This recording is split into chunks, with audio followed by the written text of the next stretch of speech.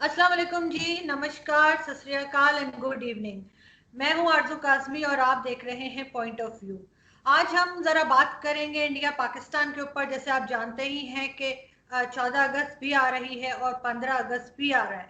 तो सबसे पहले तो हम दोनों जो इवेंट्स आ रहे हैं उसकी मुबारकबाद देंगे, इंडिया को भी और पाकिस्तान को भी। और ये उम्मीद करेंगे कि कम अज़ कम 1947 के बाद ये साल 2020 हमारे लिए अच्छा रहे और जो डिफरेंसेस हैं वो अपनी जगह, लेकिन हम कुछ अच्छा करें और कुछ साथ चल सकें एक दूसरे के साथ और अच्छी बातें करें। तो थोड़ा सा मैं आपको बताऊंगी कि आज का फॉर्मेट थोड़ा सा चेंज है। जो हमारे इंडियन गेस्ट हैं वो बात करेंगे एज अ पाकिस्तानी के, वो बताएंगे कि इंडिया, उनके बारे में उनका क्या ओपिनियन है, क्या चीज़ इंडिया की अच्छी है और क्या चीज़ वो समझते हैं कि इंडिया की सही नहीं है। और इसी तरह से जो गेस्ट हमारे पाकिस्तान से है वो बात करेंगे एज अ इंडियन, और वो ये बताएंगे कि पाकिस्तान में क्या चीज़ सही है और पाकिस्तान को क्या चीज़ ठीक करने की ज़रूरत है। हम उम्मीद करते हैं कि हमारी डिबेट जो है वो बिल्कुल ऑनेस्टली करेंगे और हम कोई चीज़ को ढका छुपा के या हम किसी चीज़ को ज़बरदस्ती में अच्छा नहीं बताएंगे। जो हमारे वीकनेसेस हैं या जो हमारे अच्छी बात है उसको हम कह सकेंगे। सबसे पहले जो हमारे साथ गेस्ट हैं उनका तारुफ। हमारे साथ हैं जी पाकिस्तान से ब्रिगेडियर सैयद नज़ीर। आप डिफेंस एनालिस्ट हैं। आप ब्रिगेडियर साहब को देखते ही रहते हैं टीवी शोज में भी, इंडियन टीवी शो में भी आते हैं वो, और पाकिस्तान से भी। और बहुत अच्छी बात करते हैं, अच्छा बोलते हैं। तो हम उम्मीद करते हैं कि सर आज बिल्कुल ऑनेस्टली बात करेंगे जैसा वो हमेशा करते हैं। और इंडिया से हमें ज्वाइन किया है कर्नल शैलेंद्र सिंह साहब ने, जो कि डिफेंस एक्सपर्ट हैं। उनको भी आप टीवी डिबेट्स में देखते रहते हैं और साथ ही एक बेहतरीन इंसान है, ये मैं ज़रूर कहूँगी कि सर से जब भी बात होती है तो ऐसा नहीं लगता कि हम किसी ऐसे से बात कर रहे हैं जो हमारी कंट्री का नहीं है। बहुत ही अच्छी आदत है और हमें बहुत कुछ इन दोनों से सीखने की ज़रूरत है। बहुत शुक्रिया, थैंक यू सो मच कि आप लोगों ने ज्वाइन किया। सबसे पहले मैं आज कर्नल साहब आपकी तरफ चलती हूँ। अब आपने बात करनी है एज अ पाकिस्तानी, और लेकिन बात आपने करनी है इंडिया की। क्या समझते हैं आप इंडिया का अभी से ले जा, आप समझे 1947 से लेके 2020 तक आपका क्या ख्याल है कि कौन से ऐसे काम है जो सही नहीं हुए कश्मीर के अलावा? बिकॉज कश्मीर का मुद्दा आपको पता है हर दफा बीच में आता है, लेकिन अगर हम कश्मीर के ऊपर ना भी बात करें, उसके अलावा और कौन सी ऐसी बातें हैं जो आप समझते हैं कि जिसकी वजह से हमारे टर्म्स जो है वो ठीक नहीं हो पा रहे? जय हिंद। अगर आप मुझे 2 मिनट दें तो मैं हिंदुस्तान और पाकिस्तान के लिए 14 और 15 अगस्त की इंडिपेंडेंस डे की मुबारकबाद देना चाहूंगा। आपने जो रोल दिया है ये बहुत डिफिकल्ट रोल है, लेकिन मेरे लिए बहुत इजी रोल इसलिए है क्योंकि अगर मुझे सच बोलना है तो आप मुझे पाकिस्तान में ले जाइए तो भी मैं वही बोलूंगा, अगर हिंदुस्तान में रखेंगे तो भी यही बोलूंगा। लेकिन बात आज मेरे ख्याल ज्यादा चैलेंजिंग ये रहेगी कि किस तरीके से मैं अपने ही देश के बारे में पाकिस्तान का नजरिया पेश करूं एक तरह से। और मेरे ख्याल आई डोंट थिंक मैंने तो एटलीस्ट कभी ना टीवी पे सुना देखा। ये आपका एक अकेला यूनिक शो रहेगा शायद जिसमें इस तरह की हम कोशिश करें। और ये कोशिश अच्छी इसलिए है और मैं सिर्फ इसी बात के लिए एग्री कर रहा हूं कि ऐसा करना चाहिए, क्योंकि जब तक हम अपने बारे में ना बता पाए तो फायदा क्या है। देखिए, बड़ा आसान होता है मेरे लिए कि मैं पाकिस्तान को बुरा भला कह दूं या बुरा भला सोच लूं या उनकी हर चीज को क्रिटिसाइज कर लूं। आज पहली बार ये बड़ा चैलेंजिंग रहेगा कि मुझे मेरे देश के बारे में इवेलुएट करके बताना है। सबसे पहली बात, मुझे लगता है कि इंडिया ने शायद शायद ये गलती करी कि ये विभाजन होने दिया 1947 का। मुझे लगता है कि उस समय हिंदुस्तान जो पाकिस्तान और इंडिया को मिला के बनता है, दोनों के लिए हिंदुस्तान जिम्मेवार था उस समय कि ये विभाजन होने दिया उन्होंने। मुझे नहीं लगता कि ऐसा करना चाहिए था। ये मेरे ख्याल हिंदुस्तान की कमजोरी रह गई, पॉलिटिकल कंपल्शन रह गए, पॉलिटिकल एस्पिरेशंस रह गए उस समय के लीडर्स के, कि हम हिंदुस्तान को हिंदुस्तान की तरह नहीं मेंटेन कर पाए। और अगर आज हम बोलते हैं कि गांधी जी इतने बड़े थे, जिन्ना इतने बड़े थे अपने आप में, नेहरू जी इतने बड़े थे, तो इन सबके बड़े होने का फायदा क्या हुआ? कि अगर आप एक ब्रिटिशर्स द्वारा एक छोटा सा षड्यंत्र रचा उन्होंने कि इस बड़े देश को भागों में बांट दो, नहीं तो ये कल हम सबको ले जाएगा, ये सबसे ऊपर चला जाएगा। मेरे ख्याल ये हिंदुस्तान की सबसे बड़ी कमजोरी रही उस समय की। बाद में मैं यही कह पाऊंगा कि एक और जो कमजोरी हिंदुस्तान ने दिखाई और बाद के इंडिपेंडेंस के बाद के इंडिया ने दिखाई, वो ये था कि जो रोल, क्योंकि इंडिया पॉपुलेशन में, एरिया में, सब में अगर अपने को आपको बड़ा भाई समझता था, तो एज अ बड़ा भाई छोटे भाई का हाथ पकड़ना चाहिए था। छोटा भाई अगर कहीं किसी वजह से आपके साथ नहीं पुल ऑन हो पा रहा, तो यह आपकी बड़ी जिम्मेदारी है, जैसे एक माँ बाप की जिम्मेदारी होती है कि अपने बच्चों को ठीक रखा जाए। तो अगर इंडिया अपने आप को बड़ा बताता है, तो मेरे ख्याल ये कमजोरी जरूर रह गई कि पाकिस्तान का हाथ पकड़ कर उसने नहीं चलाया। ये उनकी कमी है, ऐसा मैं समझता हूँ। सही, बिल्कुल। जी, ब्रिगेडियर साहब, आपने बात सुनी कर्नल साहब की, आप क्या कहेंगे? आपको याद है ना, you have to talk as an Indian. ये सबसे पहले तो ये है कि जो आज़ादी थी 14 और 15 अगस्त को, दोनों मुल्कों को, पड़ोसी मुल्कों को और उनके बाशिंदों को बहुत बहुत मुबारक हो। और सलाम उन शहीदों के जिन्होंने इस आज़ादी के लिए अंग्रेज़ों से निजात दी और आज़ादी हासिल कर ली।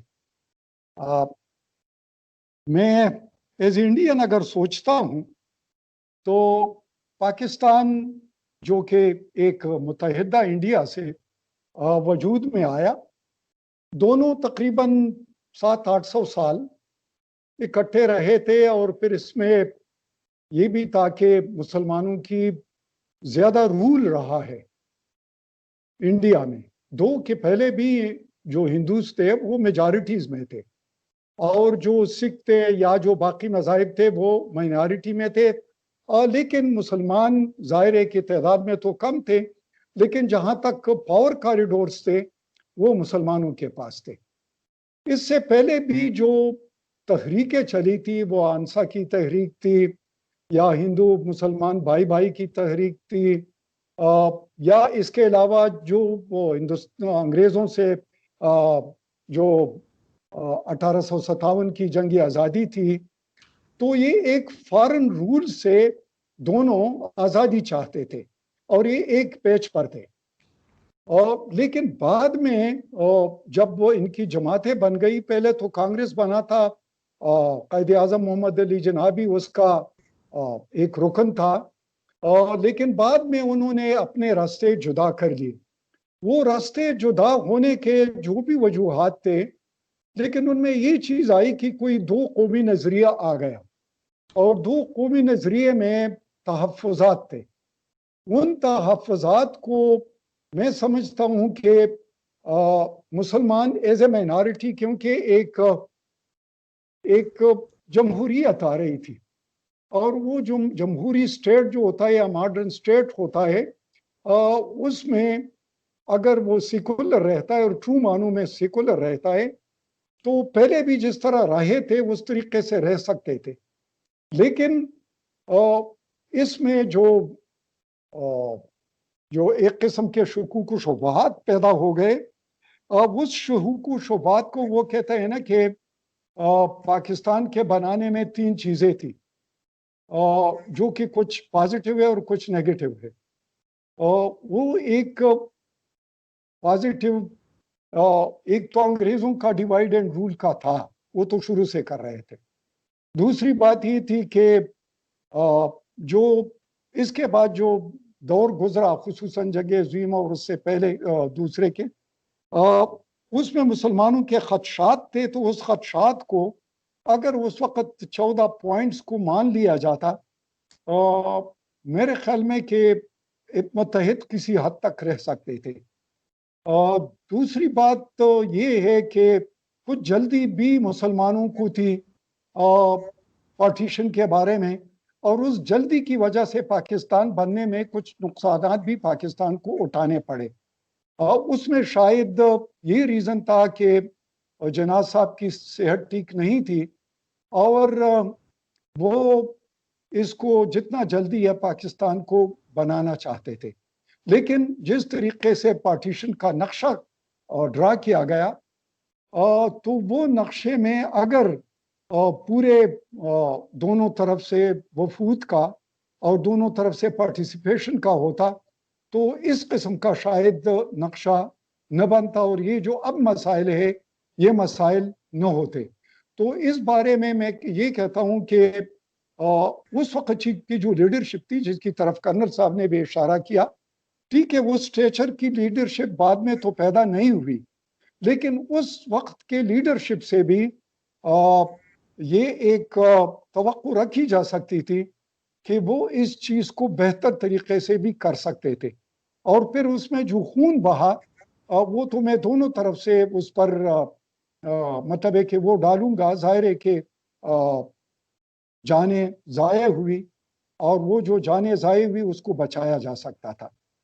और तीसरी बात मैं ये कहता हूँ कि पाकिस्तान वाकई छोटा मुल्क था, उसके रिसोर्सेज भी कम थे, और इंडिया बड़ा मुल्क था और उसके रिसोर्सेज भी ज़्यादा थे। तो बड़े और छोटे का जो बर्ताव था बड़ा फराखदिली का मुजाहरा करता और छोटा सब्र और शुक्र और उसके साथ ताउन का वो करता। तो मेरे ख्याल में कि ये सिलसिला बेहतर चल सकता था। लेकिन शुरू से जो दरमियान में मेरे ख्याल में कि 1 साल भी नहीं गुजरा था कि 48 से एक ऐसी सिचुएशन पैदा हो गई जिसकी वजह से कन्फ्रंटेशन रोल पर चले गए, कन्फ्रंटेशन मोड पर चले गए। और ये कन्फ्रंटेशन मोड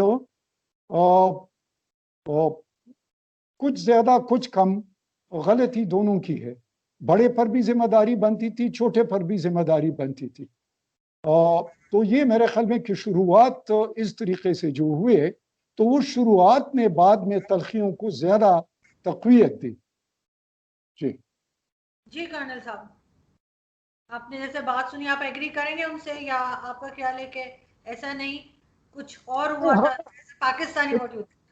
जो जो बात हम दोनों कर रहे हैं वो आज एक अपने आप में यूनिक इसलिए है कि हम किसी की साइड लेकर नहीं कर रहे, हम जो सिचुएशन है उसको इवेलुएट कर रहे हैं। ब्रिगेडियर साहब ने बिल्कुल बढ़िया कहा कि अगर उस समय की लीडरशिप, उस समय के लोग, उस समय के जो पॉलिटिशियंस थे, उन्होंने मेरे ख्याल वो जिम्मेदारी का उदाहरण नहीं दिया, हाई क्लास जिम्मेदारी का, हाई क्लास लीडरशिप का। मेरे ख्याल उस समय लोग सिर्फ उस कंपटीशन में रह गए कि हाँ मुझे प्राइम मिनिस्टर किसका बनना है और मुझे प्राइम मिनिस्टर किसका बनना है। अगर दोनों में से शायद कोई एक, मैं आज इंडिया को ब्लेम कर रहा हूं क्योंकि आज मैं पाकिस्तान की अगर तरफ से बोलूं कि अगर इंडिया के प्राइम मिनिस्टर उस समय एग्री कर जाते कि यस जिन्ना साहब हमारे प्राइम मिनिस्टर हो सकते हैं, विभाजन नहीं होता, शायद बिल्कुल नहीं होता। मेरा दूसरा क्रिटिसिज्म इंडिया का ये है कि देखिए इंडिया का सबसे बड़ी प्रॉब्लम रही है कि आप, चलिए आपने ब्लेम किया कि हिंदू मुसलमान रॉयट्स हुए 47 में, कितने हिंदू इधर मरे, कितने मुसलमान उधर मरे, वो सब ठीक है, लेकिन आपने इसको परमानेंटली सॉल्व क्यों नहीं किया?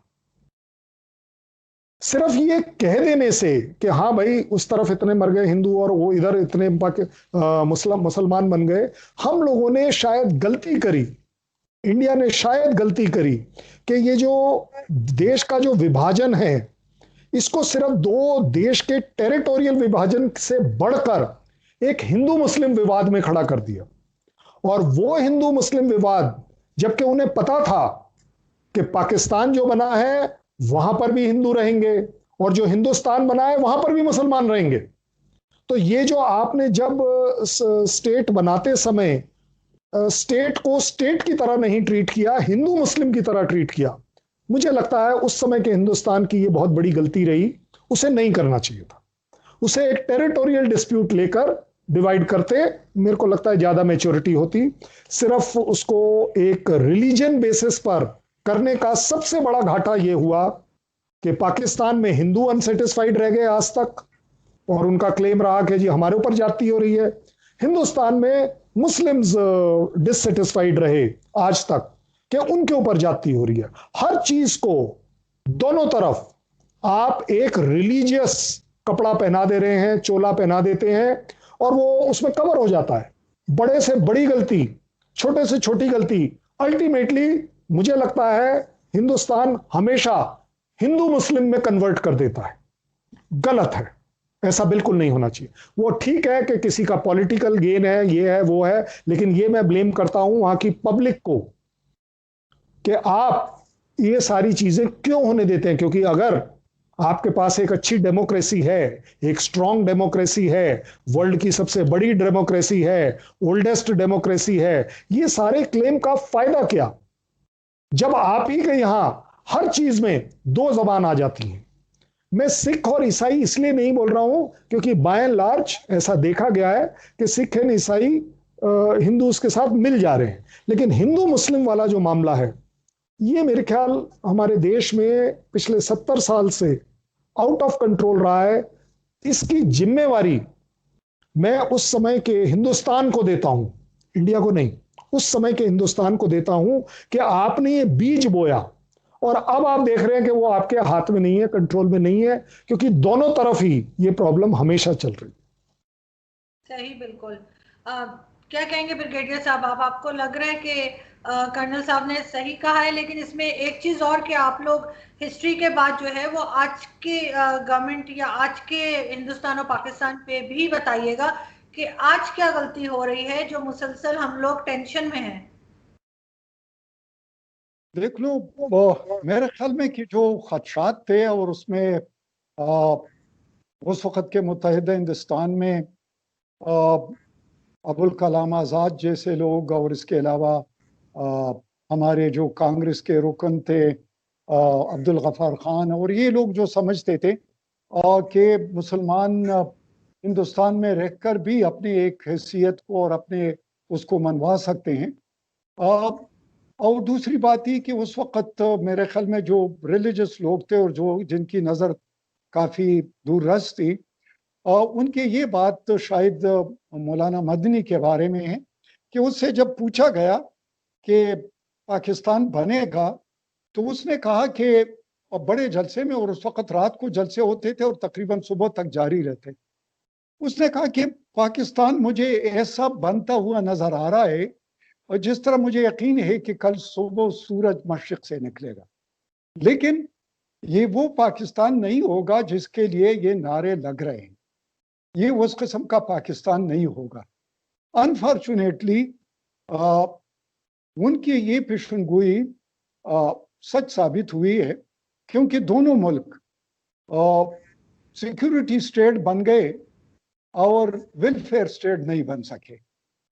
और वेलफेयर स्टेट जो होता है वो ज्यादा मतलब है कि पीपल ओरिएंटेड होता है और यहाँ पर खुशहाली होती है, उसमें कन्फ्रंटेशन नहीं होता, उसमें एनिमिटी का एलिमेंट कम होता है, उसमें इंसानियत और लोगों के वेलफेयर प्रीडोमिनेंट फैक्टर्स होते हैं, और उसमें जो इक्वलिटी है और मसावात है उसका ज्यादा उनसर गालिब रहता है। और तीसरी बात ये होती है कि फिर जाहिर है जब आप कन्फ्रंटेशनल मोड पर चले जाते हैं तो फिर आप उसमें बढ़ते जाते हैं, क्योंकि एक आम रेस में आप पड़ जाते हैं। तो आम रेस जो होता है वो अभी तक जारी है, और इस आम रेस ने, और जाहिर है कि पाकिस्तान के रिसोर्सेज तोड़े हैं, वो मैच तो नहीं कर सकता इंडिया का, लेकिन वो उसको इक्वलाइज करने के या काउंटर करने की कोशिश कर रहा है। और जब कोशिश कर रहा है तो अगर इंडिया $1 लगाता है तो उसके मुकाबले में, क्योंकि अगर वो मिलिट्री स्ट्रेटेजी के कुछ भी आपने इक्विलिब्रियम लाना होगा तो आपको ज्यादा खर्च करना पड़ता है। दो, ये हम ये समझते हैं कि इंडिया के एम्बिशन वो ज्यादा चाइना या उन फैक्टर्स के बारे में है, और इसलिए वो एक रीजन दे रहे हैं कि उनका तो पाकिस्तान मतलब है कि वो नहीं है, वो उस स्क्वायर में सेंटर ऑफ ग्रेविटी में, या थ्रेट में, वो ओवरऑल उस पर्सपेक्टिव में देखते हैं। लेकिन जाहिर है कि पाकिस्तान उसको अपने खिलाफ उसको समझता है। लेकिन ये जो समझ है, या ये जो आम रेस है, या ये जो सिक्योरिटी स्टेट होल्ड है, इसमें मेरे ख्याल में कि नुकसान ज्यादा हो रहा है बनिस्बत फायदे के। दूसरी बात ये है कि वो जो उसूल थे जिसके लिए नारे लगाए गए थे और जिसके लिए पाकिस्तान बना था, उनके खद्दोखाल ज्यादा नजर नहीं आते। यहाँ तक कि अभी बहुत सारे लोग हैं जो पाकिस्तान के पाकिस्तान का मतलब क्या, ला इलाहा इल्लल्लाह, उसको भी चैलेंज किया जा रहा है और नजरिए पर भी बात हो रही है।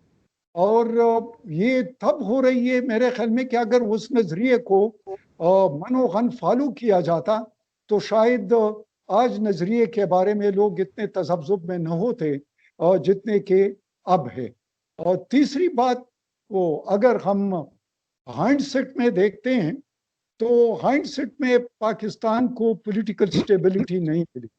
और ये इंस्टेबिलिटी मेरे ख्याल में कि वो जो म्यूजिकल चेयर वाला सिलसिला रहा, और इसके बारे में शायद जवाहरलाल नेहरू ने कहा था कि मैंने इतने धूतियां नहीं बदली है जितने पाकिस्तान ने प्राइम मिनिस्टर बदले हैं।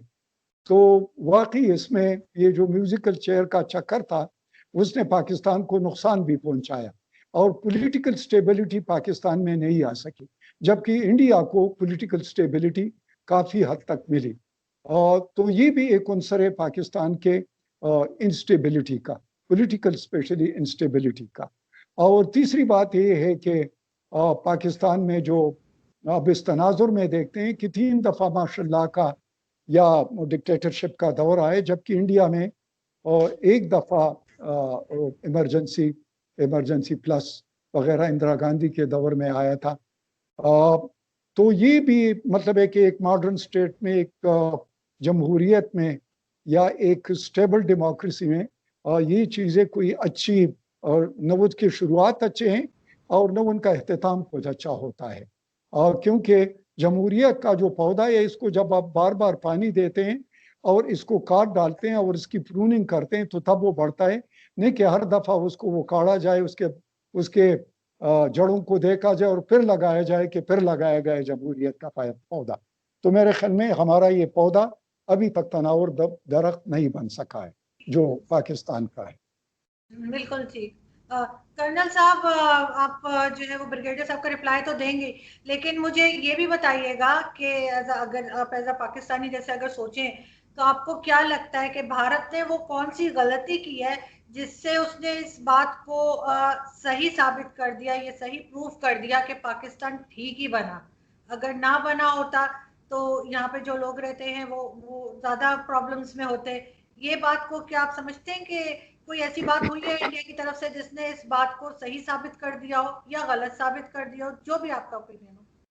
जी, मेरा सबसे पहली बात है, ब्रिगेडियर साहब ने वो जो रिसोर्सेज से बात कही वो बिल्कुल ठीक कही कि रिसोर्सेज में मेरा चार्ज है, ये मेरा ब्लेम है इंडिया के ऊपर कि हमने अपने रिसोर्सेज जहां इस्तेमाल करने चाहिए थे वहां शायद नहीं करे, उस तरीके से नहीं करे। देखिए, एक एग्जांपल लेकर चलते हैं कि अगर 1947 में, जो भी कह लीजिए ठीक है या गलत अभी बात नहीं कर रहे, लेकिन अगर इंडिया को लगता था कि JNK उनका है तो उन्हें करना चाहिए था ना, फिर छोड़ के क्यों रखा उसको, पॉलिटिकली उसको पेंडुलम की तरह टंगा के क्यों रखा? अरे भाई खत्म करते। आप तो इंडिया का क्लेम है कि जी हम उस समय कहीं भी जा सकते थे और कहीं तक भी जो कबाली थे उनको पीछे कर सकते थे, किया क्यों नहीं? आज आप रोते हैं कि 1947 में ये किया वो किया होता तो शायद ठीक हो जाता। भाई आपने जब किया ही नहीं तो ये थ्योरेटिकल बातें कहां से? इस वजह से जो रिसोर्सेज हैं वो हमारे डेवलपमेंट के बजाय, एक तरह से मैं ये कह सकता हूं कि आप अपने एनिमीज के अगेंस्ट लगा रहे हैं। और मेरा इंडिया के लिए ब्लेम है कि आप ये क्यों नहीं डिसाइड कर पा रहे कि आपका एनिमी है कौन? क्या चाइना आपका एनिमी है? क्या पाकिस्तान आपका एनिमी है? क्या US आपका एनिमी है? कौन है एनिमी? पहले तो इस्लामिक स्टेट सारे आपके एनिमी थे आपके हिसाब से।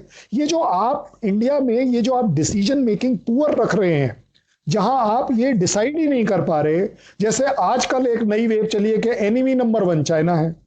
क्यों भाई, पिछले 50 साल से क्यों नहीं आपको याद आया कि कौन है एनिमी? आपको याद रखना चाहिए था। ये आप फ्लक्चुएट मत करिए। और दूसरी बात, कहने के लिए चाइना आपका एनिमी नंबर 1 है, लेकिन बमबारी मैक्सिमम पाकिस्तान के बॉर्डर पर हो रही है। अब वो पाकिस्तान बोले इंडिया कर रहा है, इंडिया बोले पाकिस्तान कर रहा है, वो एक अलग बात है, लेकिन हो रही है मैक्सिमम। लद्दाख और चाइना बॉर्डर पे तो कोई बमबारी नहीं हो रही, गोलियां नहीं चल रही, एनिमी नंबर 1 है। तो आप एज इंडिया क्यों नहीं डिसाइड करते कि अगर आपका पाकिस्तान एनिमी नंबर 1 है तो पाकिस्तान की तरफ काम करिए, हो जाए एक बार, कोई बड़ी बात नहीं। लेकिन अगर आपने चाइना को बोला है तो फिर आप चाइना की तरफ करिए। अब बमबारी इस तरफ ज्यादा होती रहती है। बढ़िया बात एक और कहूंगा कि इंडिया एक अलग सी ग्लोरी में रह रहा है जो कि चेंज होती रहती है। हिंदी चीनी भाई भाई 1965, रिजल्ट क्या हो गया आपको पता चल गया। भाई हिंदी चीनी भाई भाई थे, और आपने अब जाकर 2020 में ये रियलाइज किया है कि हिंदी चीनी बाय बाय। ये तो भाई गलत बात है। दैट मीन्स आपकी जो डिसीजन मेकिंग है उसमें कहीं कहीं पर कंसिस्टेंसी नहीं है। मुझे लगता है कि वो मैच्योरिटी नहीं है। इसी तरह हिंदू मुस्लिम सिख ईसाई सब है मेरे भाई भाई। भाई अगर हिंदू मुस्लिम सिख ईसाई भाई हैं तो मैं तो कहता हूं भाई अगर हिंदुस्तान का पाकिस्तान में भी अगर मुस्लिम बंदा है तो वो भी भाई भाई होना चाहिए था। क्यों नहीं आप क्लैरिटी के साथ बात करते कि नहीं भाई मुस्लिम हमारा भाई नहीं है? बोलिए। तो आज आपने बोलना शुरू कर दिया ना कि हिंदी चीनी बाय बाय। डिसाइड करिए एज इंडिया कि आपको करना क्या है। सबसे बड़ी बात यह है कि जो स्ट्रॉन्ग डिसीजन मेकिंग है वो हमारे यहां नहीं है। देखिए जब हिंदुस्तान आजाद हुआ आपने बोल दिया कि चलिए जी बहुत बढ़िया बात है, चाचा नेहरू जी ने हमारे लिए सब कुछ कर दिया। आज 2020 में आप उसी को क्रिटिसाइज कर रहे हैं, ये गलत बात है। आपको इंडिया में एक कंसिस्टेंसी रखनी चाहिए, डिसीजन मेकिंग स्ट्रांग होनी चाहिए, और उस स्ट्रांग का नतीजा चाहे जो मर्जी हो। भाई देखिए पाकिस्तान को मैं एडमायर करता हूं, मैं कहता हूं सीख लेनी चाहिए कि कम से कम वो इस कंसिस्टेंसी में, गलत है या सही है की बात नहीं करेंगे, लेकिन कंसिस्टेंसी क्या है कि नहीं भाई हम इंडिया हमारा एनिमी नंबर 1 फॉर पाकिस्तान। लेकिन इंडिया क्यों नहीं डिसाइड करता इस तरह कि उसका एनिमी है कौन? आप बोलेंगे हिंदी चीनी भाई भाई, आप बोलेंगे हिंदू मुस्लिम सिख ईसाई भाई भाई, ये सब तो ठीक है, लेकिन ऑन ग्राउंड आप जब बात आती है तो आप बोलते हैं नहीं भाई हमारी तो इनसे लड़ाई है। भाई मैं फौजी होकर, मैं कारगिल वॉर में पार्टिसिपेट करने वाला आदमी अगर ये बोल रहा हूं कि आप जो डिसाइड करें वो बिल्कुल क्लैरिटी के साथ होना चाहिए। सीखिए, गलत है गलत सीखिए, सही है सही सीखिए। जहां तक आरजू जी आपका सवाल है कि आज की तारीख में, देखिए आज की तारीख में मुझे लगता है इंडिया को एक नया स्टैंड लेना चाहिए जिसको वो शायद अवॉइड कर रहा है। अगर इंडिया को जरूरत है तो इस समय अपने आप को एक इकोनॉमिक पावर बनाने की, तो भाई साहब अगर आपने इकोनॉमिक पावर बनना है और आप अगर अपने हथियारों को मेरे पाकिस्तान के अगेंस्ट या चाइना के अगेंस्ट खरीदते रहेंगे, चलाते रहेंगे, तो आपकी इकोनॉमिक डेवलपमेंट होगी कहां? ये तो परसों आपने डिसाइड किया है कि 101 मिलिट्री हार्डवेयर रिलेटेड जो कॉन्ट्रैक्ट्स हैं वो इंडियंस को दिए जाएंगे। क्यों भाई 70 साल से सो रहे थे क्या? डिसाइड क्यों नहीं करते? और मैं कह रहा हूं 2 मिनट के लिए आपकी कंसिस्टेंसी के ऊपर मैं कमेंट इसलिए कर रहा हूं इंडिया कि आपकी कंसिस्टेंसी इसलिए नहीं है, गवर्नमेंट चेंज होगी शायद रूल चेंज हो जाए, ये गलत बात है। जैसे अभी आपने कहा कि भाई इमरजेंसी, इमरजेंसी सब लोगों ने कहा गलत है, नहीं होनी चाहिए। आपके ऊपर एक तरह से कह सकता हूं धब्बा है कि आप इतनी बड़ी डेमोक्रेसी होकर आपने एक इमरजेंसी लगाई। क्या रीजन थे, उसकी क्या मजबूरी थी, वो सब बेकार बात। जैसे मैं पाकिस्तान के लिए मैं कहता हूं कि भाई अगर पाकिस्तान में मार्शल लॉ लगे तो जायज बात है, डेमोक्रेसी वीक हुई। मतलब इसमें एज अ पाकिस्तानी मुझे क्रिटिसाइज होने में डाउट क्या है? भाई मार्शल लॉ कहीं पर भी गलत है, ऐसा समझा जाता है, और अगर ज्यादातर जगह यही समझा जाता है तो उसमें कहीं ना कहीं विजडम होगा। और अगर विजडम नहीं है तो इस बात को इवेलुएट क्यों करते हो? अगर इंडिया, आपके पास डेमोक्रेसी है, you are proud of democracy, ये वो सब कुछ आप बोलते हो, सब जगह झंडा ऊपर करते हो, तो भाई you pay the price of democracy. You will have to take everybody with you. फिर ये डाउट कहां से आता है? क्यों? क्योंकि अगर पाकिस्तान, मैंने इसीलिए बोला शुरुआत में कि पाकिस्तान बनाते समय हमें अगर सिर्फ टेरिटोरियल चीजें देखते तो ये डिवाइड नहीं आता।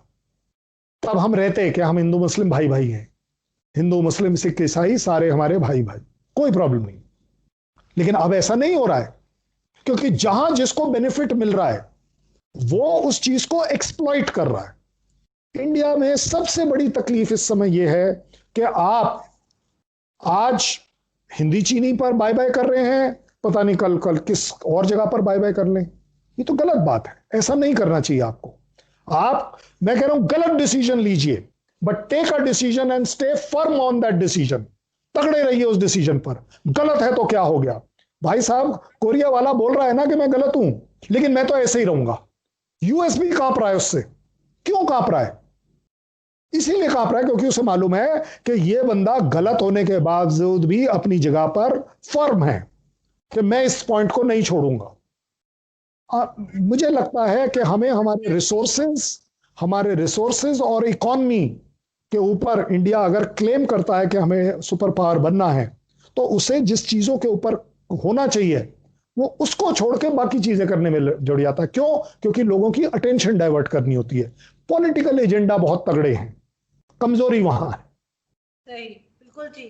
ब्रिगेडियर साहब, जैसे आपने सुना कर्नल साहब को, उन्होंने बताया कि कहाँ पे वीकनेसेस इंडिया की बताई, इस तरह से आप बताइए मुझे कि पाकिस्तान जो है वो कहाँ पर कमजोर जा रहा है। जितने भी चाहे पाकिस्तान के ऊपर जो एलिगेशंस लगती हैं टेररिज्म की भी, या अगर कोई यूनाइटेड नेशन में या यूएन में किसी को कहा जाता है कि जी ये टेररिस्ट है या कुछ, चाहे वो ओसामा बिन लादेन हो, हाफिज सईद हो, मसूद अजहर हो, सबके सब पाकिस्तान से ही निकलते हैं। उसको आप किस तरह से देखते हैं कि इसमें पाकिस्तान से कहाँ गलती हो रही है, कहाँ पे पाकिस्तान कमजोर पड़ रहा है जो वो अपने ऊपर से इस तरह के एलिगेशंस नहीं हटा पा रहा?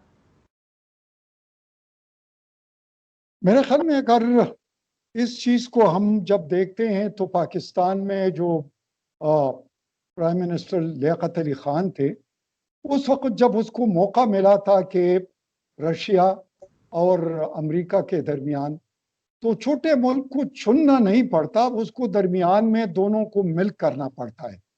मेरे ख्याल में कि इंडिया ने दोनों को मिल किया। पहले रशिया को मिल करते रहे, अब जाहिर है कि अमेरिका को करते रहे, और दोनों की उन्होंने जो सुपर पावर्स थे उनके वीटो को भी अपने हक में, या उनका जो टिल्ट था डिप्लोमेटिक, वो इस्तेमाल किया।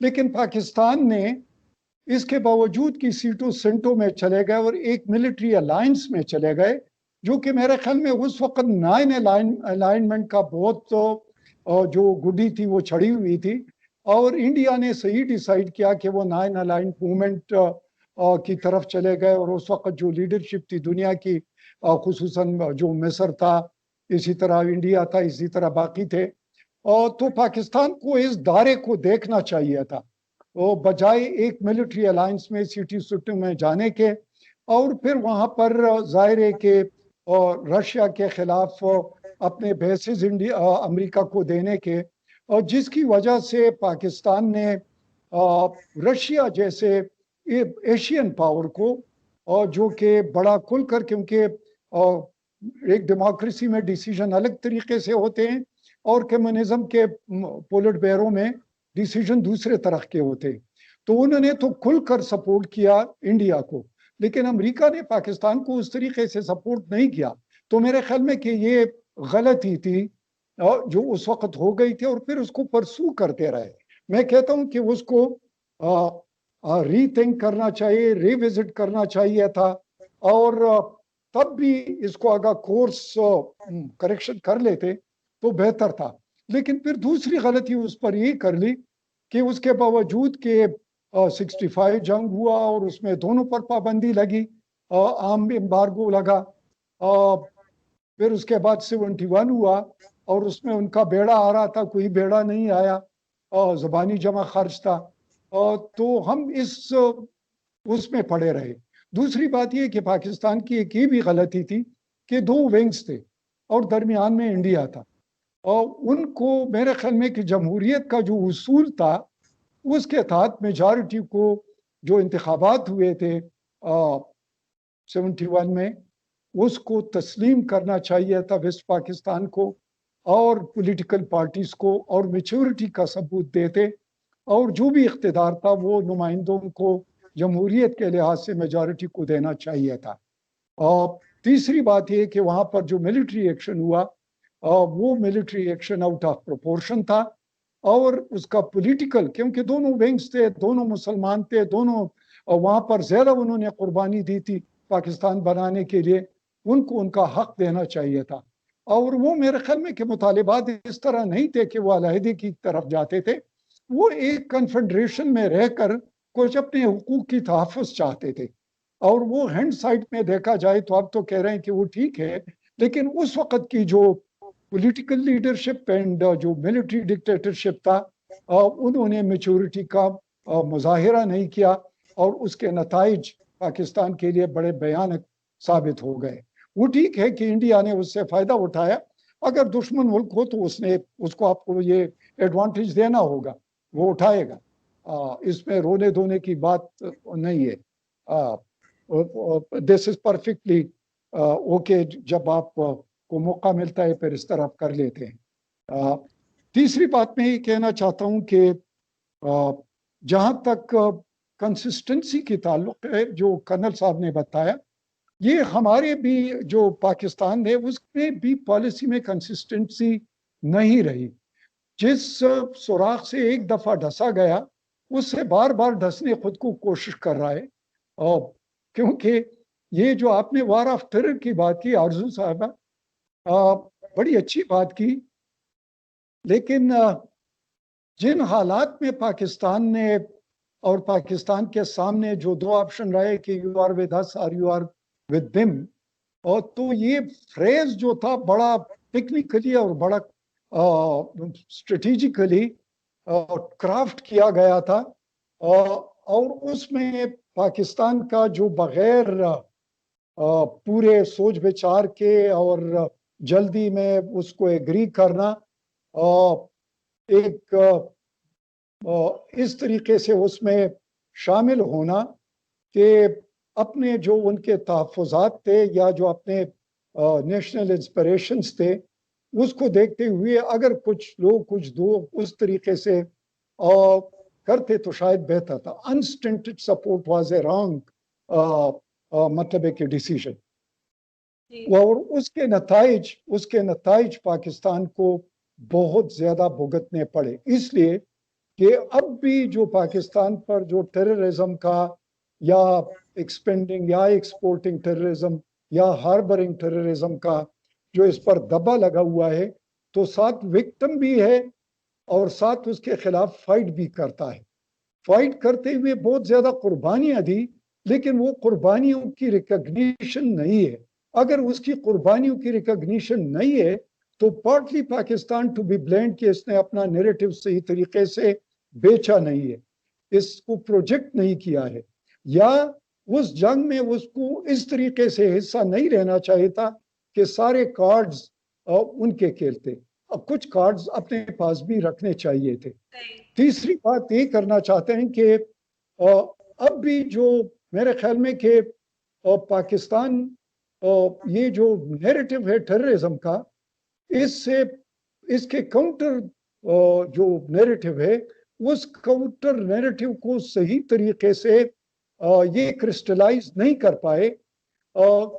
अगर उसको सही तरीके से क्रिस्टलाइज कर पाते और उसको ग्राउंड रियलिटीज के साथ देख ले और उसको जेल कर लेते तो शायद बेहतर तरीके से अपने बयानियों को पेश कर सकते थे, और इस बयानिए से बहुत पहले इनको निकलना चाहिए था, क्योंकि ग्राउंड रियलिटी उसके मुताबिक थी। लेकिन अनफॉर्चुनेटली पाकिस्तान ने उस तरीके से वो नहीं किया। और ये इंडिया को मैं क्रेडिट देता हूँ कि उन्होंने बजाय इसके कि उन्होंने इसमें इतनी कुर्बानियां नहीं दी है, लेकिन पाकिस्तान ने जितना भी उसका विक्टिम रहा है उतना ही उस पर छाप भी उन्होंने उस मजबूती से लगा दिया और अभी तक उसको वो परसू कर रहे हैं। तो ये मेरे ख्याल में कि बहुत बड़ा तजाद है। जी जी कर्नल साहब।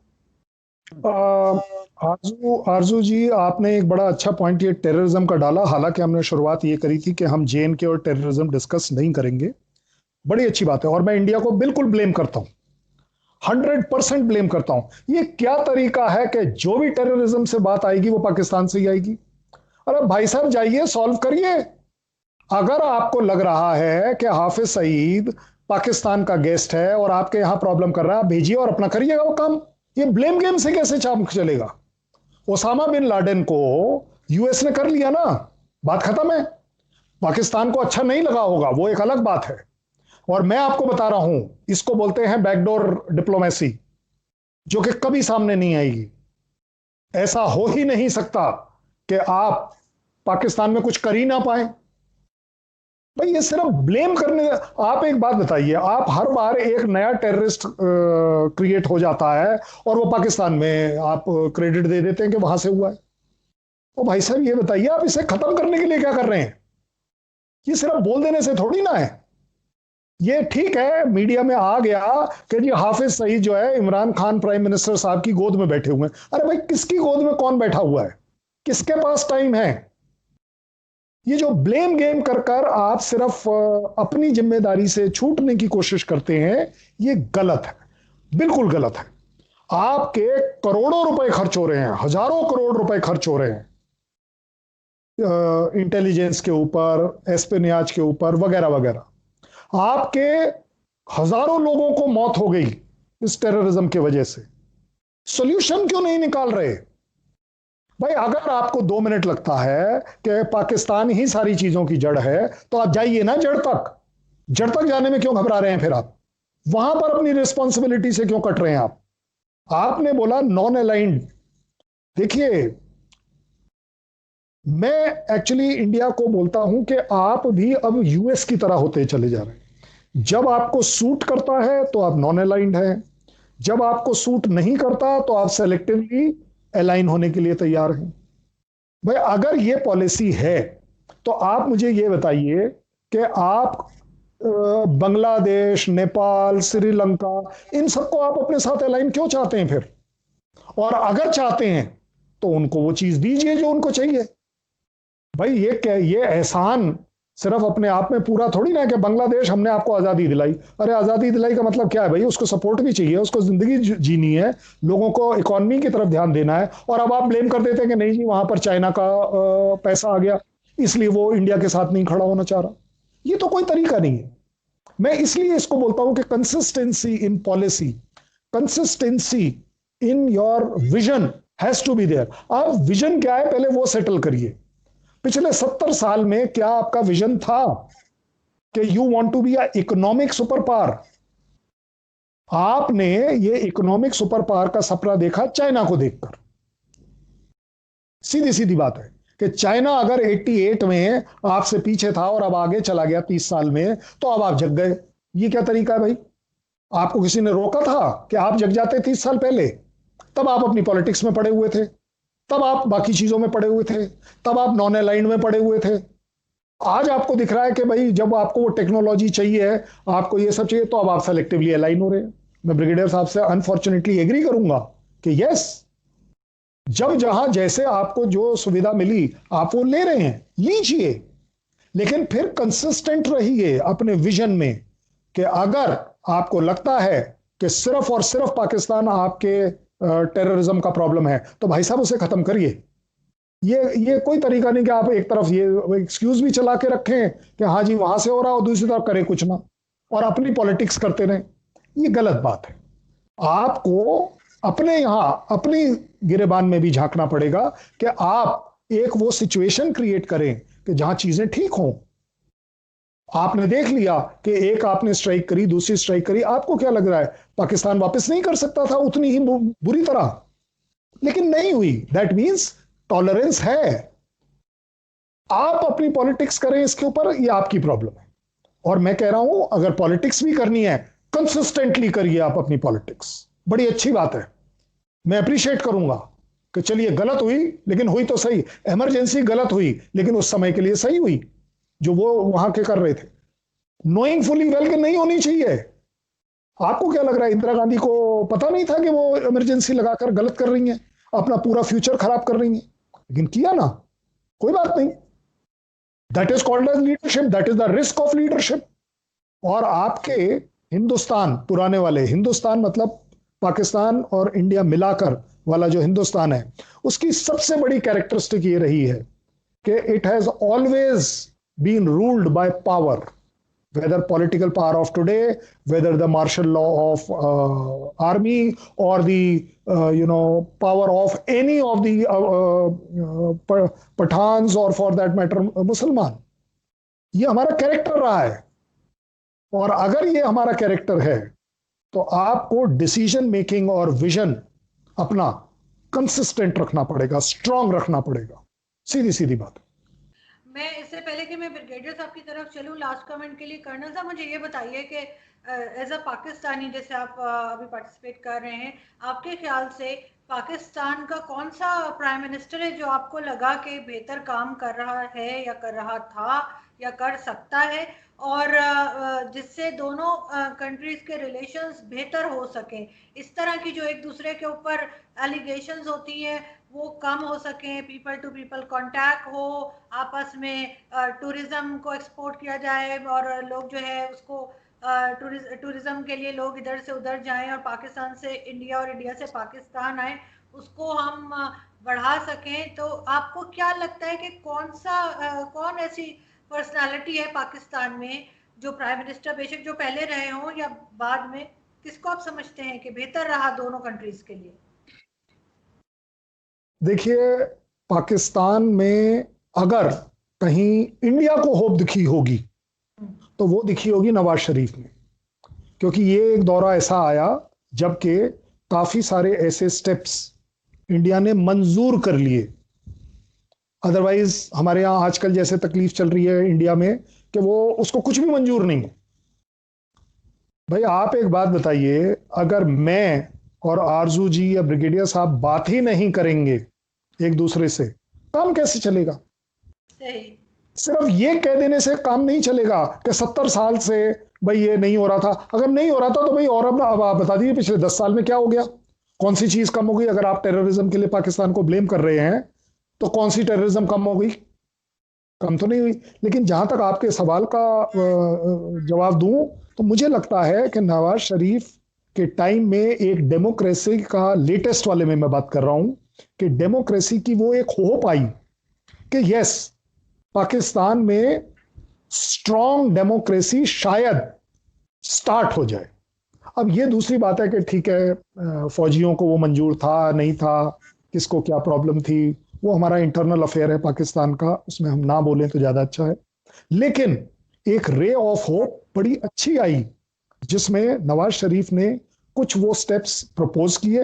देखिए पॉलिटिशियन या जो लीडर्स हैं उसकी दोनों जिम्मेवारी हैं। वो सिर्फ ये बोल दे कि भाई इंडिया सुन नहीं रहा, अरे भाई आपकी पॉलिटिकल काबिलियत क्या है? फिर आप अगर प्राइम मिनिस्टर बने हैं इसीलिए तो बने हैं। आज की तारीख में अगर हम ये बोल दें कि हिंदुस्तान जो चाइना को समझा रहा है और चाइना समझ नहीं आ पा रहा, क्यों नहीं आ रहा भाई समझ? आप क्या सोच रहे हैं कि मैं रिक्शे वाले को बुलाकर समझवाऊंगा? अरे साहब आपको 130 करोड़ लोगों का मैंडेट मिला है, आप प्राइम मिनिस्टर हैं, आप डिफेंस मिनिस्टर हैं, आप आर्मी चीफ हैं, आप कोर कमांडर हैं, आपकी काबिलियत होनी चाहिए। और अगर काबिलियत नहीं है तो साइड में हटिए, किसी और को आने दीजिए कि वो डिसाइड करेगा। मुझे लगता है कि इस तरह की जो पहल है वो शायद नवाज शरीफ साहब ने जरूर करी। ठीक है, अनफॉर्चुनेट कि वो कमजोर पड़ गए, किसी भी वजह से फौज भारी पड़ गई, वो एक मजबूरी वाली बात है। लेकिन उन्होंने किया आपके ख्याल से? मेरे ख्याल अगर वो एनवायरनमेंट, वो हवा वाजपेयी और नवाज शरीफ वाली अगर बढ़ जाती किसी वजह से, काफी कुछ हो रहा था। क्योंकि अगर आपको याद दिलाऊं, गलत है या सही हम डिस्कस नहीं कर रहे, लेकिन उस समय यहां तक बात चल पड़ी कि जो एग्जिस्टिंग बॉर्डर्स हैं क्यों ना इसी को एक्सेप्ट कर लिया जाए, सो दैट हमारे बीच में बॉर्डर डिस्प्यूट ना हो। भाई 70 साल में भी तो बॉर्डर डिस्प्यूट सॉल्व नहीं हो पाया। बात से करके कोशिश कर ली, लड़ाई से करके कोशिश कर ली, सब चीजें हो ली। हर इलेक्शन के टाइम कुछ इस तरह की बात आती है दोनों तरफ कि हाँ जी, वो बोल देते हैं हम बम फोड़ देंगे, वो बोलता है हम बम फोड़, होता कुछ नहीं। जिसने जो इलेक्शन जीतना है वो जीत लेता है, अपनी कहानी खत्म, अगले इलेक्शन पे बात करेंगे। मैं I am unfortunately like this, जो बिल्कुल जी। गलत, जो गलत है। अगर दे आपको लगता है कि बॉर्डर डिस्प्यूट को सॉल्व करने से ही सॉल्व होगा, ठीक है, दूसरे देश को पसंद नहीं है, आप कर दीजिए, चाहे वो पाकिस्तान इंडिया की तरफ करे, चाहे वो इंडिया पाकिस्तान की तरफ। बट इसके ऊपर 70 साल से आप लोग पॉलिटिक्स करे जा रहे हैं, चाहे वो फौजी पॉलिटिक्स हो, चाहे वो पॉलिटिशियन की पॉलिटिक्स हो, गलत बात है। लोगों का बेवकूफ बना रहे हैं। और मैं कहता हूं आप और मेरे जैसे लोगों की भी गलती है कि हम बेवकूफ बने चले जा रहे हैं, कभी सीखने को राजी नहीं है। ये तो कोई तरीका नहीं है, कोई अपनी जिम्मेवारी नहीं ले रहा, सीधी सीधी बात है। बिल्कुल जी। ब्रिगेडियर साहब, लास्ट कमेंट आपका, लेकिन मैं वही बात आपसे भी कहूंगी कि आपको क्या लगता है कि इंडिया में कौन से ऐसे प्राइम मिनिस्टर रहे जो जिनसे आपको लगता है कि वो आगे टूरिज्म को प्रमोट कर सकते थे, दोस्ती आगे बढ़ सकती थी, पीपल टू पीपल कांटेक्ट हो सकता था।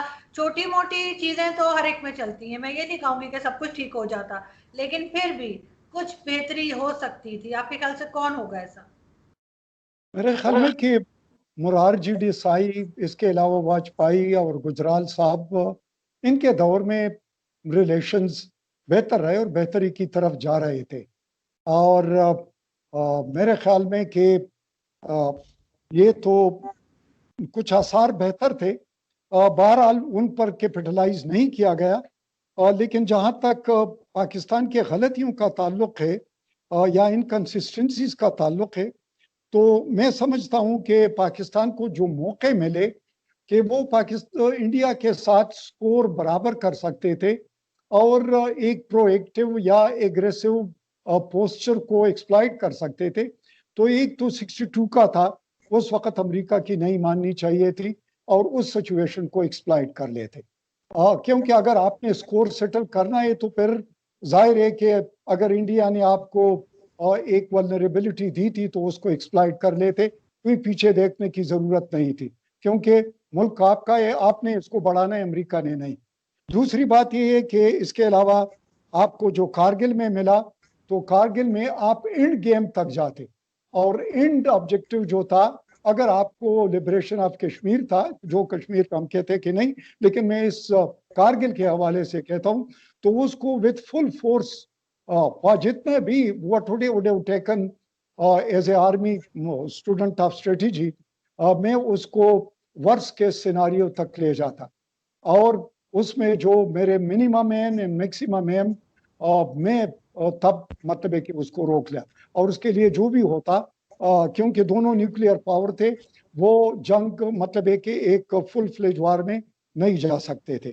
तीसरी बात जो रिस्ट्रेंट दिखाया पाकिस्तान ने, वो 27 फरवरी को लास्ट ईयर, और जब इसके तकरीबन 7-8 टारगेट्स पाकिस्तान ने लॉक किए, तो मेरे ख्याल में कि जब होती है जवाब देना होता है तो फिर मौका है, फिर पूरा जवाब दे दो। अगर उन्होंने आपके एयर स्पेस को और फिर केपी में बमबारी की है, तो फिर आपके नरगे में या आपके स्कोप में, आपके फ्रंट साइट में, क्रिटिकल्स में वो आ चुके हैं, और फायर एंड फॉरगेट, और जो होता है उसको आपने एब्जॉर्ब करना है। इतना आपके पास दिल, गुर्दा और जिगर होना चाहिए कि आप 10 गिरा दे या 20 गिरा दे, टेक इट। एंड अगर वो उसके पास विल है, वेदर विल है तो ओके, अगर नहीं है तो वो। तीसरी बात में, and that was the proper response should have gone. मैं कहता हूं कि it would have been lasting effect. फिर अगली बात में ये कहता हूं कि जब कटभूषण को पकड़ा और आपने इसको जट ब्लैक डिक्लेयर किया कि स्पिनॉज भी किया है और इसके अलावा इसने सबोटाज भी किया है, तो आपने अपने तकरीबन 65-70 लोगों को जट ब्लैक होने पर तो फांसियां दी। फिर कुलभूषण यादव में कौन से ऐसे सुरखाब का पर लगा हुआ था कि उसको नहीं दे रहे हैं, या किस बात पर उसको रोका हुआ है कि इंडिया को मौका दिया आपने कि वो ICJ में जाए और उसके लिए इंसानियत के नाम पर मुकदमा, ह्यूमन राइट्स के तौर पर उस पर मुकदमा लड़े। इसका मतलब है कि आप बेल मुझे मार वाली और उसको मौका देते जाएं, फिर आप बार बार डाउन प्ले करते हैं, एक किस्म के 1 डाउन 2 डाउन के, कभी एक्सेस की बात करते हैं। हालांकि आईसीजे का डिसीजन आप पर बाइंडिंग नहीं है कि आप उसको मान ले, आप उसको इम्प्लीमेंट कर ले। आप ने क्यों बार बार इंडिया से रिक्वेस्ट करते हैं, भाई अपने उसको वो एक्सेस के लिए कौंसल एक्सेस भेज दो, उसके माँ बाप को या उसके बीवी को भेज दो। इंसानियत अपनी जगह पर है, लेकिन अगर उसका जवाब उसको दोबारा आपको ब्लेम में मिलता है और फिर आप ब्लेम पर बढ़ता है कि इस तरीके से डील नहीं किया, इस तरीके से ट्रीट नहीं किया, तो मेरे ख्याल में किल इट फॉर वंस का, ताकि ये कजिया ही खत्म हो जाए, ना इसी जहर न बजे बांस। और वो क्या मुहावरा है इसका। तीसरी बात मैं ये कहना चाहता हूँ कि खालिस्तान का आपको मौका मिला था जब ब्लू स्टार हुआ था, और मैं उस वक्त कश्मीर में था, और अब इंडिया के फौजे सिख जो थे वो क्रॉस कर रहे थे अपने वेपन्स के साथ। मैंने खुद उनको रिसीव किया था, और वो पाकिस्तान के नारा लगा रहे थे, खालिस्तान के नारे लगा रहे थे, और उन्होंने बहुत सारे पायलट्स को ग्राउंड किया था। वो ट्रस्ट नहीं कर रहे थे सिखों को, तो और बहुत सारे रिक्रूट्स उनके उन्होंने बंद कर दिए थे, कुछ वायलेंस भी हुई थी। और पूरा जो खालिस्तान था, सिख कम्युनिटी थी आपके बॉर्डर के साथ थी, उनका सपोर्ट आपके लिए पीस ऑफ केक था। और तो मेरे ख्याल में फिर एलिज्ड उनको फरिश्ते देना, ये भी प्ले करना था। फिर जब आपको मौका मिलता है, 71 के मौके का मौका आ चुका था, उसको उसको उसको बदला पूरा पूरा पैमाने के साथ अदा कर लेते इंडिया को, तो शायद आप पाकिस्तान के हक में बेहतर था। उस वक्त ही कमजोरी दिखाना नहीं चाहिए था। और अगली बात मैं ये कहता हूं कि जो नजरिए की बात होती है, तो दो कौमी नजरिया तो था, अभी आपने इंडिया को बहुत सारे लूज बाल दिए हैं as far as the narratives are concern. और वो लूज बाल जो है एक हिंदुत्व का है, जो कि पाकिस्तान ने इस प्ले बॉल को अच्छे तरीके से खेल सकते हैं, लेकिन उस तरीके से कंसिस्टेंसी वो नहीं है कि इसको उस तरीके से एक्सप्लॉइट किया जाए। दूसरी बात आपको दे रहे हैं कि उनके जो हीरोज थे वो जीरो हो गए, और जो उनके क्रिमिनल्स थे, गार्डसे वगैरह, वो उनके हीरो बन गए, सवारकर, गार्डसे वगैरह, बाकी सारे। तो ये भी एक्सप्लॉइट करना चाहिए इस नजरिए को भी, पाकिस्तान को, इस नैरेटिव को भी। और तीसरा जो सीए आया हुआ है और जिसमें डिस्क्रिमिनेशन है दलित्स के, इसके अलावा मुसलमानों के, स्पेशली जो बांग्लादेश के, अफगानिस्तान के, पाकिस्तान के, और ओवरऑल इंडिया के जो मुसलमानों के। पिछले एक प्रोग्राम में कर्नल साहब ने बात की उनके जो एमएनए है उवैस साहब की। आज जरा उनको सुन ले, कर्नल साहब को मैं जरा दावत देता हूँ कि आज वो क्या कह रहा है सीए के बारे में, और किस तरीके से वो अपने नैरेटिव या अपना माइंडसेट या उसकी जबान अब किस हद तक लपेट रही है उसके पिछले जो जो जो बॉन्डेज था या पिछले जो बातें थी। तो इस चीज को मेरे ख्याल में कि पाकिस्तान को फुली दुनिया के सामने भी रखना चाहिए, और इंसानी हुकूक के सब। और एक और बात भी कहना चाहता हूँ कि देख लो, मोदी साहब पर भी तो पाबंदी लगी थी 2002 के राइट्स के बाद कि अमेरिका ने वीजा नहीं दिया था। ये वही मोदी साहब हैं अब भी, अब उसका कैरेक्टर चेंज नहीं हुआ है, मोदी वही है। और उसका जो शरीर है या उसका जो उसमें ये क्या कहते हैं, उसकी जो सेकंड जन्म है या जो भी है, वो तो वही है लेकिन अब जो मेरे ख्याल में उससे ज्यादा कर रहा है। अगर ज्यादा कर रहा है तो अब पाकिस्तान क्यों नहीं इतना लॉबी करता कि उस पर पाबंदी लगे, या कनाडा ने उनके जो फौजियां थे उन पर पाबंदी लगा दी कि वो नहीं आ सकते, ये कश्मीर में ह्यूमन राइट्स वायलेशन और उसकी किए हुए हैं। तो इस तरह पाकिस्तान को मेरे ख्याल में जनेवा कन्वेंशन और आईसीजे में जाना चाहिए, ताकि इतनी क्लींजिंग और जेनोसाइड के उन पर मुकदमे कायम करें। और तीसरी बात के गिलगित बल्तिस्तान और जो आज़ाद कश्मीर है इन लोगों के साथ। और तीसरा चाइना एक फैक्टर आ चुका है। और दो कश्मीर की बात हम, लेकिन लद्दाख के हवाले से तो मेरे ख्याल में कि कुछ स्ट्रेटेजिक अंडरस्टैंडिंग पाकिस्तान को इस मौके पर करना चाहिए था, ताकि वो 2 फ्रंट सिनारियो और 2.5 फ्रंट वाली इंडिया को थोड़ा सा कम से कम उसका मजा चखाते। लेकिन ये बहुत सारी गलतियां हैं या बहुत सारी कमजोरियां हैं जो कि इसको proactively, consistently and with full force of diplomacy and जो भी आपके नेशनल पोटेंशियल एंड पावर हैं उसको इस्तेमाल करने चाहिए, लेकिन वो नहीं कर रहा है। ये कंप्लिसेंसी की पॉलिसी या गुडविल की पॉलिसी या थोड़े से two step forward 1 step forward 2 step backward की जो पॉलिसी है, आई सपोज ये पाकिस्तान की ये हेजिटेंसी जो है ये इसके लिए बेहतर नहीं है। बिल्कुल ठीक। कर्नल साहब, लास्ट कमेंट आपका। जी देखिए, मैं हिंदुस्तान को आज एक मैसेज देता हूं, छोड़ दीजिए सीए, छोड़ दीजिए छोटी छोटी बातें, छोड़ दीजिए बॉर्डर डिस्प्यूट, ये सब चलते रहेंगे। आप अगर कंसंट्रेट करें तो अपनी इकोनॉमिक डेवलपमेंट पर कंसंट्रेट करें, and if you will concentrate on your economic development you will have to pay a price, you will have to pay a price कि आप सीए जैसी चीजें मत उठाइए, छोड़ दीजिए, कोई बड़ी बात नहीं, एनआरसी छोड़ दीजिए, आप कंसंट्रेट करिए अपनी इकोनॉमी पर। हो क्या रहा है कि आप बिना इकोनॉमिक कंसंट्रेशन के, बिना इकोनॉमिक विजन के आप इन्हीं चीजों में उलझे हुए हैं। आप हिंदुस्तान पाकिस्तान के बॉर्डर पे ही अटके रह जाएंगे और यहीं पर पैसे खर्च करते रह जाएंगे। आप चाइना के बॉर्डर पर खर्चा करते रह जाएंगे, आप बांग्लादेश के बॉर्डर पर खर्चा करते रह जाएंगे। अगर आपको कुछ बनना है तो कहते हैं ना, दुश्मनों से भी कुछ सीखो, चाइना से सीखो। 30 साल में आज दुनिया का कौन सा ऐसा कंट्री है जो उसे सलामी नहीं मार रहा, इंक्लूडिंग इंडिया, क्योंकि हमारे अभी भी उनके साथ इकोनॉमिक इंटरेस्ट इतने ज्यादा अटके हुए हैं कि अरबों खरबों का माल इधर से उधर अब भी हो रहा है। ये नहीं हुआ है कि बंद हो गया।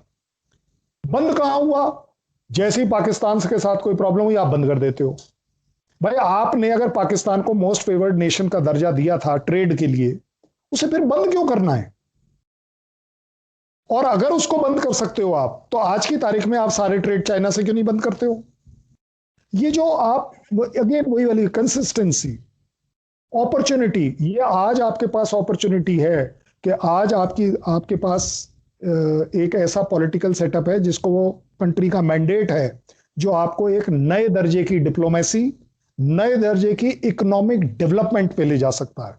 Concentrate there. ये बाकी सब चीजें छोटी हैं। नेपाल ने बोल दिया कि मुझे ये नहीं चाहिए कि मेरा वो इलाका मेरा है, कोई प्रॉब्लम नहीं होती इसमें।